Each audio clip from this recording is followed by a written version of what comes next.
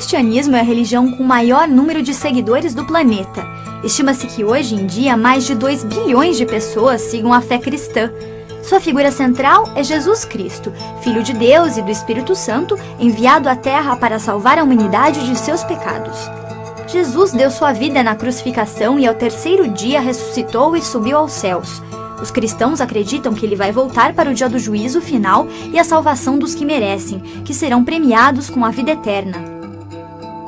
O livro sagrado do cristianismo é a Bíblia, e sua organização eclesiástica é bastante hierárquica.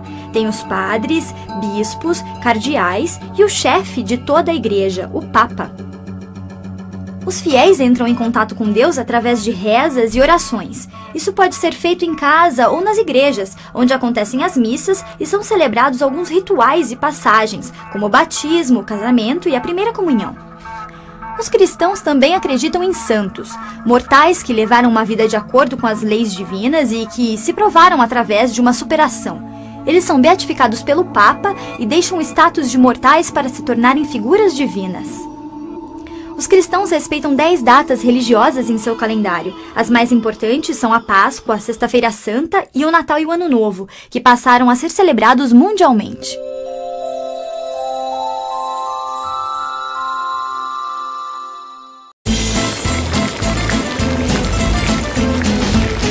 E o último vídeo foi justamente para a gente dar uma introdução para o tema de hoje, que vai ser Igreja Católica. Como ela foi criada e por que o Império Romano acabou adotando o cristianismo como religião oficial. Como assim? O Império pode sair mudando assim a religião e já era? Não é como se eles tivessem feito uma reforma religiosa do nada. Rolou muita treta antes do Imperador Constantino estabelecer o Edito de Milão e aceitar ser batizado. Teoricamente, essa história toda teria começado com a vinda de um cara chamado Jesus. Só que até hoje muitos estudiosos nem sabem se ele realmente existiu, se foram vários caras misturados nas escrituras, e ninguém sabe direito como que ele era. Lógico que sabe, tem Jesus em todo canto, texto, Bíblia, tá no Facebook, tá na rua, tá no para-choque de carro. Mas acontece que esses documentos não são vistos como uma fonte histórica confiável.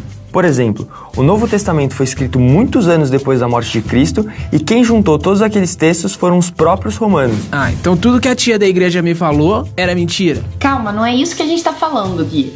O que a Igreja Católica adotou e prega como verdade é um conjunto de crenças que faz parte do cristianismo. Só que o que a gente está querendo mostrar é que nem todo mundo vê a história dessa forma. Mas claro que não tem problema nenhum você acreditar nisso se você segue essa religião. Vamos assumir que o Jesus bíblico de fato existiu. Segundo os 4 evangelhos canônicos e as epístolas paulinas, o filho da Virgem Maria iniciou sua pregação depois de ter sido batizado no Rio Jordão. Na época ele devia ter tipo uns 30 anos. Que? 30 anos?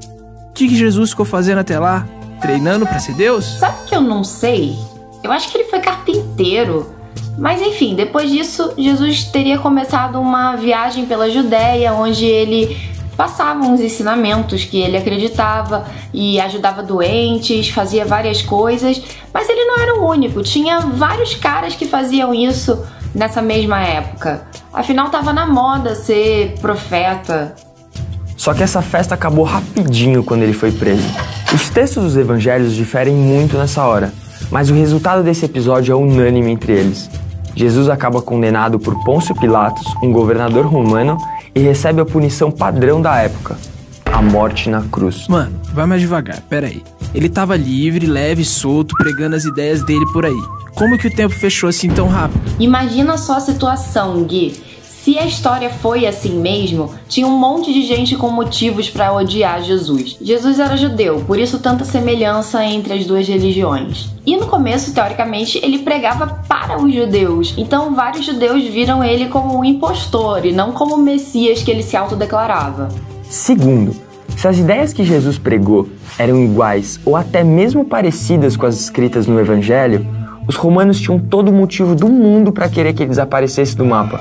Sair por aí negando que o imperador deles era um deus vivo era bem subversivo para a época. Ah, então não era todo mundo que curtia Jesus. Depois que Jesus morreu, os seus discípulos se juntaram. Tudo bem que não eram tantos seguidores assim naquela época, mas eles se reuniram ao redor de Pedro. E aí eu vou falar uma coisa que é meio minha opinião. Sabe quando a pessoa tá viva e ninguém liga? Mas aí quando morre todo mundo fica tipo, nossa! Eu acho que rolou um pouco desse efeito com Jesus, sabe? No começo, o cristianismo não era tão diferente assim do judaísmo. Quem mudou isso foi um cara chamado Saulo de Tarso. De acordo com os Atos dos Apóstolos, durante uma viagem para Damasco, Jesus apareceu para esse homem. E daí em diante, ele abandonou sua fé judia, mudou seu nome para Paulo e se tornou um incansável pregador do cristianismo. O cara viajou até para a Ásia Menor e para a Grécia na função. Ele começou a pregar para não-judeus, quer dizer, para qualquer um da população. Ele aboliu o pacto de circuncisão dos judeus, que era menos uma barreira para entrar na religião, né? E aí que foi uma religião que começou a agregar muitos seguidores.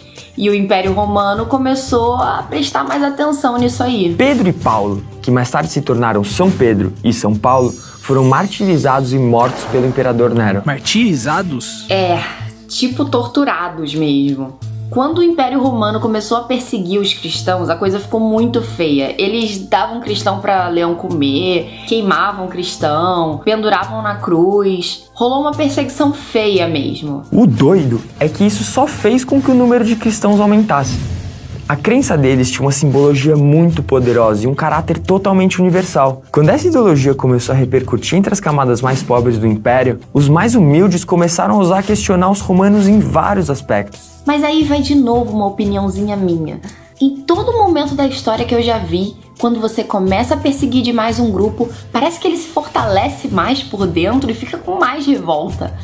Então, os cristãos se recusavam a servir o exército, se recusavam a vangloriar o imperador e até a se misturar com os outros que não eram cristãos. Aí chegou um momento em que os romanos desistiram e decidiram mudar de estratégia. Apesar do imperador Constantino só ter aceitado o batismo no seu leito de morte, todos os outros imperadores que se seguiram a ele foram cristãos e com Teodósio o cristianismo ganhou o estatuto de religião oficial do Estado. E tem também uma questão essencial aí. Quando Pedro e Paulo decidiram montar a Igreja Católica, eles se inspiraram na própria organização do Império Romano. Na hora que eles foram criar as hierarquias eclesiásticas e tudo mais. E justamente por causa dessa organização segmentada, e foi muito mais fácil para o Estado e para as classes dominantes tomarem conta e se aliarem à Igreja Católica. Você não tinha me dito que o Império Romano do Ocidente caiu em 400 e alguma coisa depois de Cristo? Se a Igreja Católica estava tão amiguinha assim dos romanos, isso não quer dizer que ela também acabou se ferrando? Que ela se ferrou no começo, ela se ferrou mesmo. Mas, amigos, negócios à parte. A Igreja Católica sobreviveu à queda do Império Romano Ocidental e mais, acabou virando a organização mais poderosa da Europa durante os anos que se seguiram. Obrigado por assistirem nosso vídeo, pessoal. Valeu, até a próxima. Claro que a gente não vê a Bíblia como uma fonte histórica confiável. A gente só quis expor algumas partes para explicar como o pessoal na época se sentia.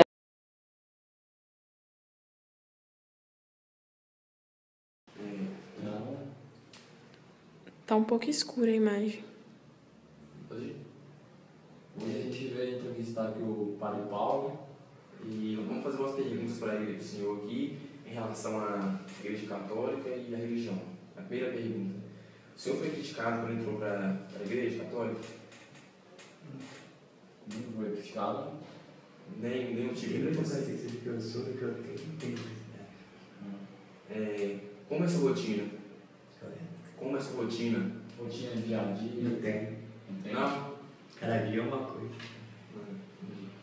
Qual é a sua opinião sobre o atual momento que vive a religião aqui no Brasil? É bem difícil. Principalmente porque a religião ela não quer separar da vida. Então, se a vida está confusa, a vida econômica, política, social está indefinida, automaticamente tem gente que busca na religião a resposta para isso. Para ter definição. Então também isso fica meio sem identidade.